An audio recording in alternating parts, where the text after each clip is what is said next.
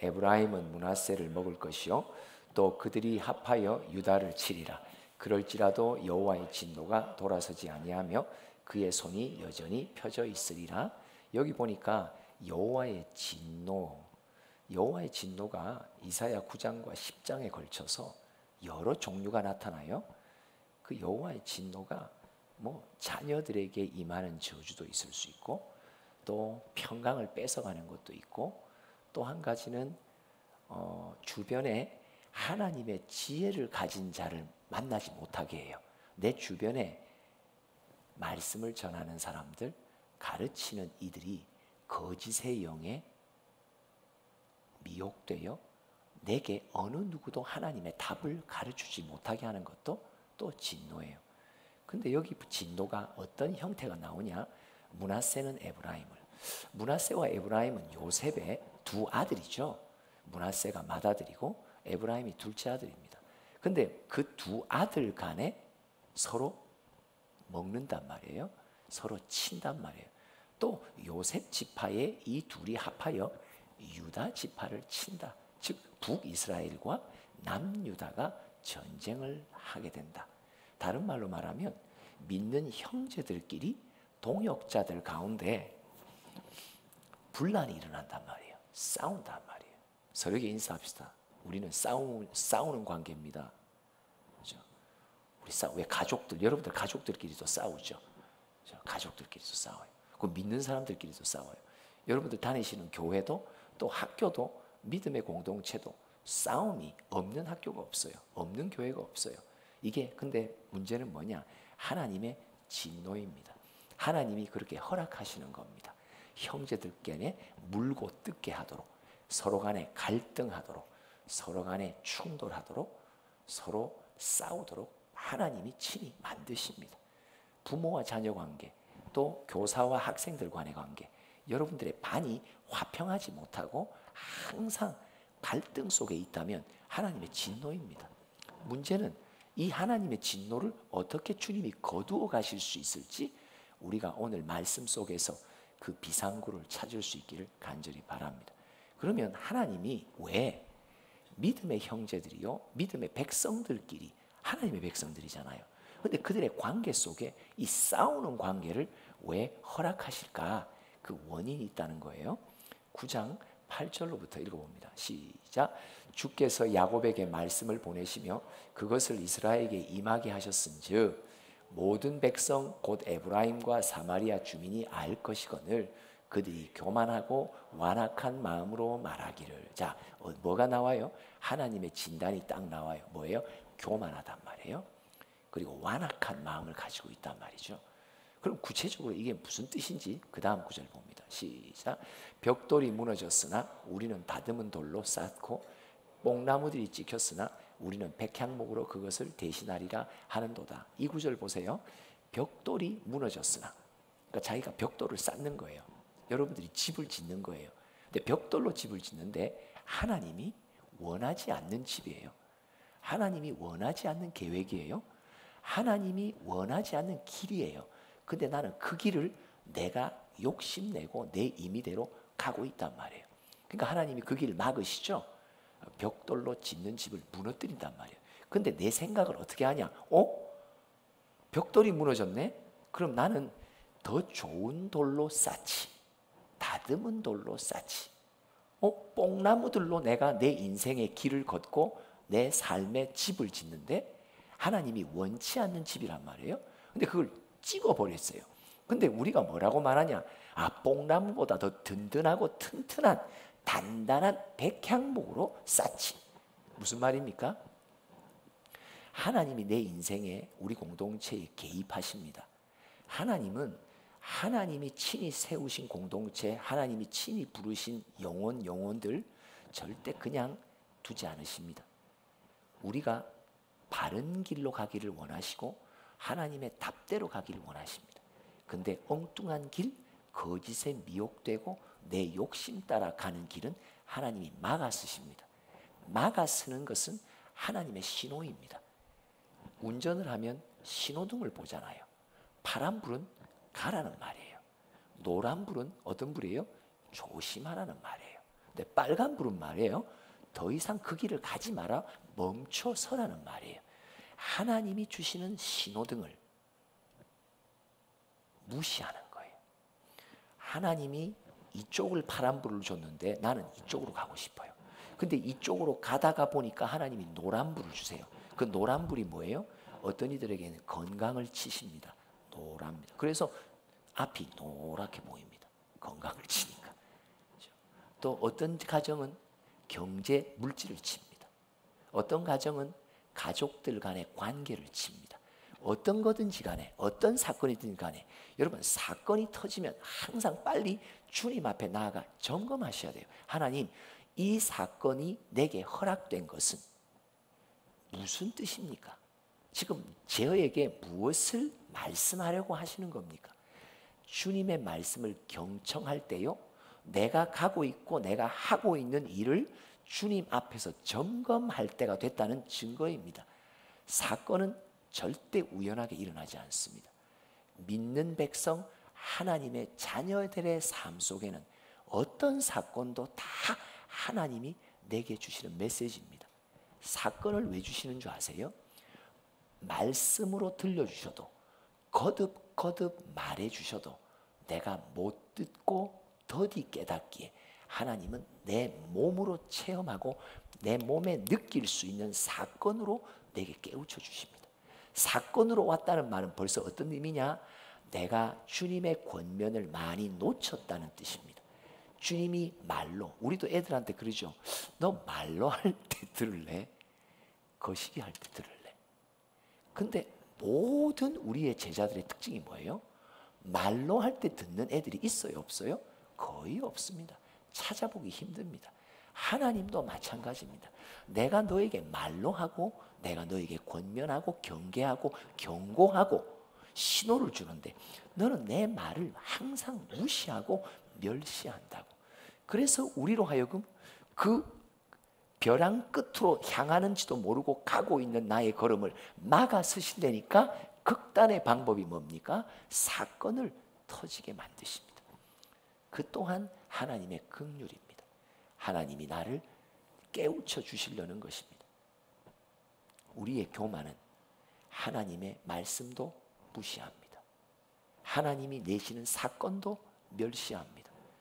내가 필이 꽂힌 대로, 내 욕심대로, 육신의 정욕과 안목의 정욕과 이생의 자랑, 세상으로부터 온 미혹의 영으로부터 우리는 끊임없이 달려가는데 그 길이 곧장 한 발만 더 내디디면 벼랑 끝이요 낭떠러지라는 것도 우리는 모르고 맹인이 되어 우리는 그 길을 간단 말이에요.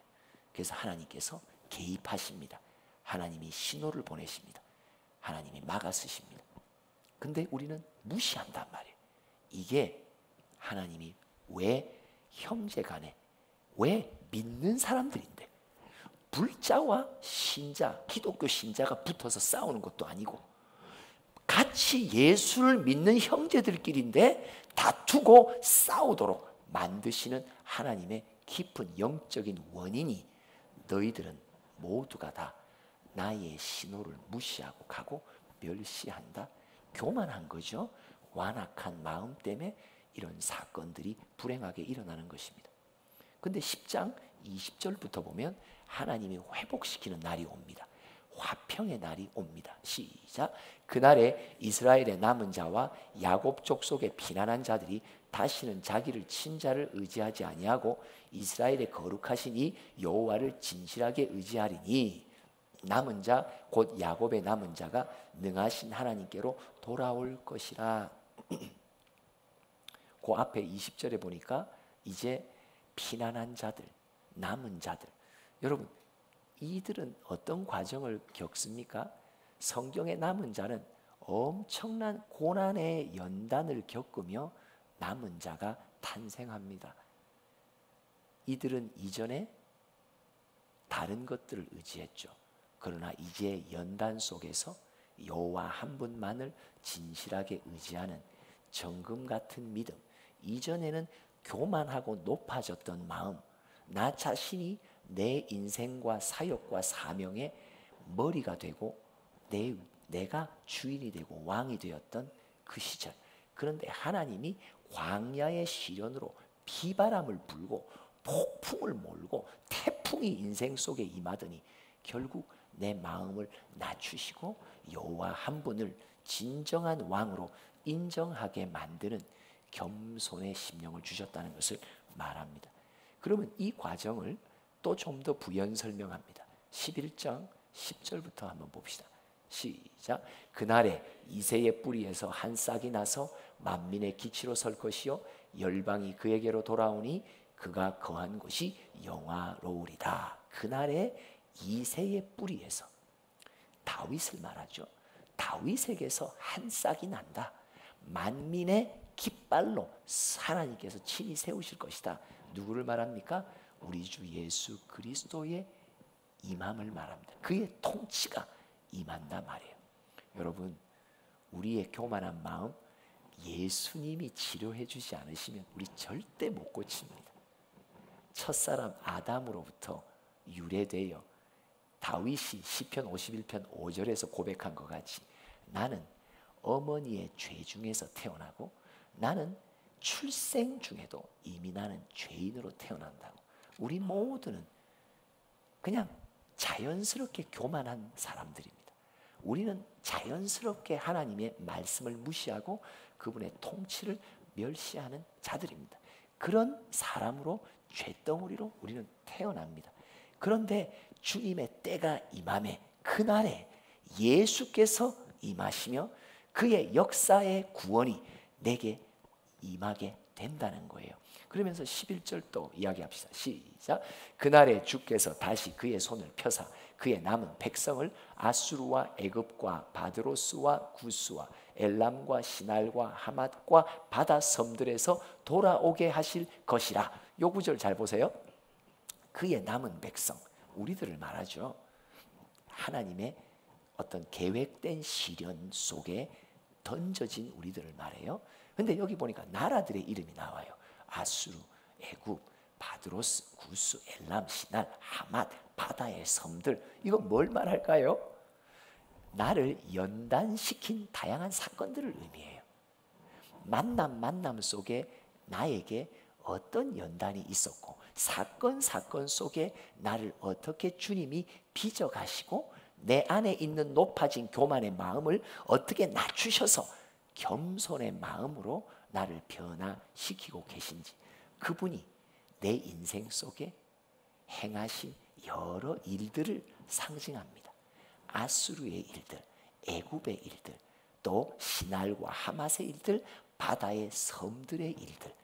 하나님은 내 마음이 낮아져 그분의 진노가 거두어지고 화평한 심령과 관계를 맺기 위해 하나님은 절대 포기하지 않으십니다. 내 쪽에서 빨리 내 마음을 내려놓고 겸손으로 나아가는 편이 훨씬 빠릅니다. 하나님은 그의 작정하신 경영의 계획은 절대 뒤로 포기하지 않고 취소하지 않으십니다. 끝까지 물고 늘어집니다. 끝까지 나와 주님이 친히 예수의 피로 세우신 믿음의 공동체를 화평의 공동체로 만드시고 그의 나라가 그곳에 임하게 하기 위해 주님은 절대 결코 포기하지 않으시고 단념하지 않으십니다. 끝까지 물고 늘어지십니다. 아수르부터 시작했습니까? 끝까지 갑니다. 끝까지 갑니다. 언제까지? 내 마음이 비로소 주님 앞에 내 주를 왕으로 고백하는 낮은 심령을 가질 때까지 끝까지 때리십니다. 끝까지 맞습니다. 맞아도 완전히 폭삭망할 때까지 주님은 절대 나를 놓치지 않으십니다. 왜요? 친아들이니까. 히브리서 12장 친아들이기에 징계를 주신다고. 친아들이 아니면 징계 주시지 않으십니다. 내 옆집에 사는 믿지 않는 사람들의 가정 하나님 개입하지 않으십니다. 근데 신기하게 사건은 어디서만 일어나요? 우리 가정, 믿음의 가정에서만 일어납니다. 믿지 않는 가정은 주님 내버려 두십니다. 그러나 믿는 가정, 예수의 피값으로 사신 그의 소유된 백성의 삶은 절대 그냥 두지 않으십니다. 빨리 내 편에서 깨닫고, 빨리 내 편에서 무릎 꿇고, 빨리 내 편에서 고개 숙이고, 빨리 내 편에서 겸손하기로 나의 교만과 싸우는 편이 해결의 빠른 비상구입니다. 하나님은 절대 중도 포기하지 않으십니다. 끝까지 갑니다. 끝까지. 계속 볼까요? 시작. 여호와께서 열방을 향하여 기치를 세우시고 이스라엘의 쫓긴 자들을 모으시며 땅 사방에서 유다의 흩어진 자들을 모으시리니, 열방이 뭐야? 아까 그 아수르부터 나왔던 나라들, 내 인생 속에 온갖 종류의 사건의 연단들을 두시더니 그 다음에 이들로부터 12절 이들로부터 이스라엘에 쫓겨간 자, 하나님이 그들에게 맡겼단 말이에요. 그 사건에 던져놨단 말이에요. 그런 우리를 한 사람 한 사람 흩어져 있는 자들을 모으시기 시작할 때가 온다.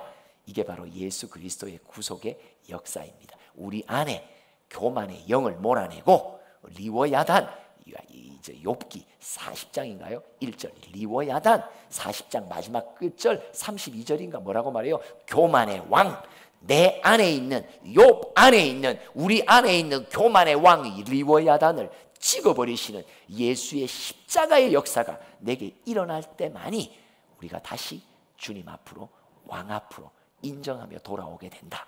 그러면서 결과 13절 시작. 에브라임의 질투는 없어지고 유다를 괴롭게 하던 자들은 끊어지며, 에브라임은 유다를 질투하지 아니하며 유다는 에브라임을 괴롭게 하지 아니할 것이요. 뭐예요? 이제 주님의 진노, 왜? 교만하니까, 완악하니까 주님께서 진노의 손을 내서 믿음의 형제들끼리, 가족들끼리, 교회의 형제들끼리, 공동체의 학교의 형제들끼리 다투고 항상 뭔가 분란이 일어나고 화목하지 못했던 그들의 관계가 이제는 더 이상 없어져 화평의 날을 주님께서 주신다고 말씀하십니다. 어떤 과정을 겪습니까?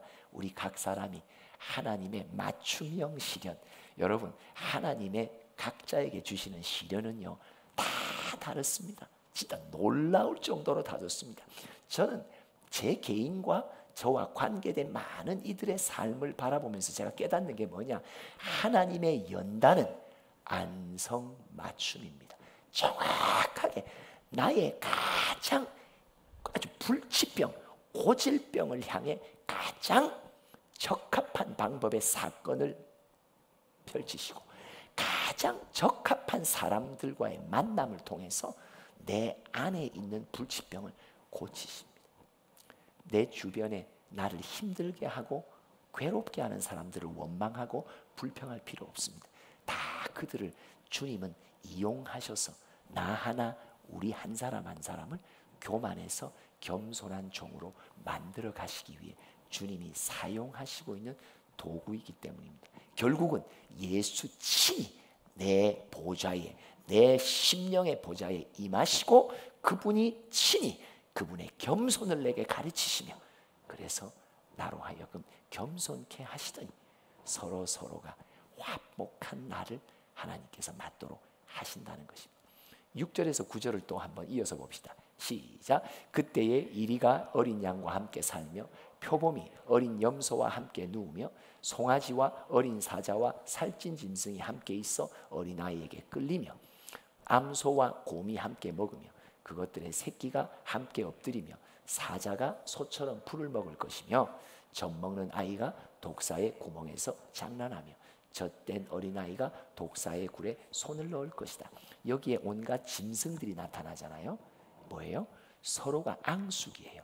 그죠? 앙숙이에요. 젖먹는 아이와 독사, 그 다음에 그 앞에 사자와 또 암소와 곰, 뭐예요? 서로 물고 뜯고 하는 관계들을 이렇게 상징으로 넣은 거예요. 근데 암소와 곰이 함께 먹는데요, 그 새끼들이 함께 없는데요, 사자와 소가 사자는 소를 해치려고 잡아먹으려고 하는데 이제는 사자가 소처럼 풀 먹는데요. 무슨 말입니까? 더 이상 분란이 없고 불화가 없고, 그곳은 하나님의 통치가, 나라가 임하여 서로가 화평 화평한 날이 왔다는 걸 말하죠. 계속 그 다음 구절 볼까요? 시작. 내 거룩한 산 모든 곳에서 해됨도 없고 상함도 없을 것이니 이는 물이 바다를 덮음같이 여호와를 아는 지식이 세상에 충만할 것임이니라. 아멘. 내 거룩한 산 모든 곳에서 믿음의 공동체 가정마다 해됨도 없고 상함도 없을 것이다. 근데 이 해와 상함을 누가 초래했습니까? 서로가 서로끼리 마음을 상하게 하고 마음을 아프게 하고 서로 괴롭게 하고 서로 해치고 믿음의 성도들 지체들끼리 이런 일들을 했다 말이에요. 왜요? 그 공동체의 모든 성원들이 다 교만하니까. 그러더니 하나님의 연단 속에 그들의 마음이 낮추어지며 하나님의 진노의 손이 이제 거두어져서 화평한 날을 우리에게 허락하신다고 말씀하십니다. 우리 공동체가 이 길을 걸어왔습니다. 막바지에 이르렀습니다. 오늘 제목입니다. 화평의 날이 옵니다. 삼창합니다. 시작. 화평의 날이 옵니다. 화평의 날이 옵니다. 화평의 날이 옵니다. 저는 오늘 이 말씀을 전할 수 있는 통로가 되어 얼마나 기쁜지 모릅니다. 하나님이 말씀하십니다. 저에게 맡기지 않으시고 설교와 예배를 성령 친히 이끌어 주시며 화평의 날이 곧 온다고. 화평의 날이 옵니다. 전하라고, 너도 들으라고. 내가 이곳에 임하며 마음과 마음을 연단 속에 낮추시고 서로가 서로를 향해 화평할 수 있도록 만들어 이제 나의 거룩한 선 모든 곳에서 공동체마다 이제는 해됨도 상함도 없고 물이 바다 덮음같이 여호와가 누구신지를 아는 지식이 풍성한 공동체로 우리를 만들어 가신다고 주님이 약속하십니다. 말씀이 주님으로부터 온 것이라면 반드시 우리의 삶의 현장에서 성취됨을 보게 될 것입니다. 하나님이 마지막으로 에베소 4장 3절을 말씀하십니다. 이제 이후 내가 너희를 화평하게 만들 테니 시작. 평안에 매는 줄로 성령이 하나 되게 하신 것을 힘써 지키라. 화평의 열매를 힘써 지키는 우리 모두의 결단이, 우리 모두가 다시 한번 내 마음에 언제든지 또 교만이 올라올 때 그것과 싸워 예수의 이름으로 이기는 결단이 우리 모두에게 있어 주님이 선물하신 화평의 날이 이제 이후 계속되는 복의 공동체가 우리 모두가 되기를 소원하며 여러분들의 가정과 또 섬기시는 교회 가운데 동일한 은총의 복이 있기를 소원합니다. 하나님 아버지 감사합니다. 참 많이 교만했습니다. 정말 주님 앞에 많이 완악했습니다. 그 세월 속에서 하나님이 동역자들끼리 서로 물고 뜯고 싸우는 관계에 진노를 내리시더니 이제 그 연단의 막바지에 이르러 이제 그리스도 예수 십자가에 화평케 하는 역사, 둘을 하나로 만드시고 예수의 피 아래서 하나가 되게 하시고 멀리 있는 자에게 가까이 있는 자에게 평강을 전하시는 그 복된 소식을 오늘 이 순간 이곳에서 선포하며 받게 하시니 참 감사합니다. 이제 주님 언제든지 또 어떤 일만 터지면 교만을 떨게 되는 우리의 연약함을 아시는 하나님, 예수의 은총과 통치 가운데 겸손의 영을 계속 보존시켜 주시기를 간절히 부탁하옵고 예수님의 이름으로 기도합니다. 아멘. 하나님, 우리 안에 심으신 겸손의 영, 겸손의 마음이 끝까지 갈 수 있도록 도와달라고 찬양합시다. 슬픔 속에서도 울지 않는 것, 억울해서 울지 않는 것, 걱정할 수밖에 없는 상황 속에도 걱정하지 않는 것, 사랑할 수 없는 사람조차도 사랑하며 품어주는 것, 없는 사람일지라도 용서하여 주는 것, 어떠한 자기 주장도 없고 오직 모든 것을 주님 뜻에 맡기며 내가 강한 것이 아니라 주가 강함을 보여주니 진정한 겸손. 참을 수 없어도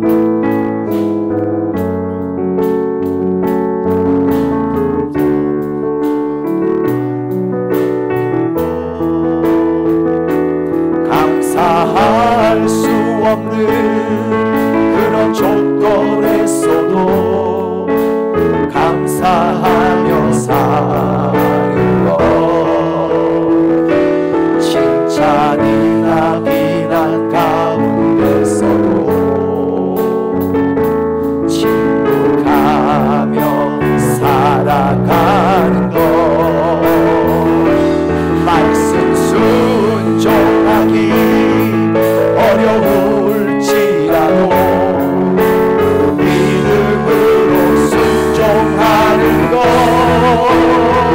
어떠한 자기 주장도 없고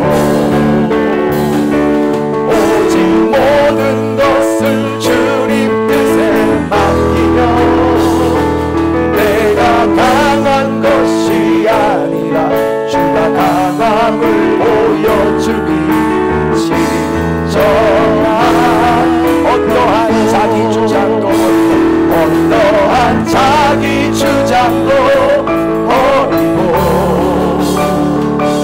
오직 모든 것을 주님 뜻에 맡기며 내가 강한 것이 아니라 주가 강함을 보여주니 진정한 겸손. 하나님, 내 안에 교만을 낮추시고 이제 비로소 겸손의 영을 허락하셨사오니 이제 이 겸손을 끝까지 지켜낼 수 있는 힘이 내게는 없습니다. 예수님, 나를 도와달라고, 끝까지 겸손할 수 있는 종 되게 해달라고 우리 주님 앞에 간절한 마음으로 주여 삼창하며 기도합니다. 주여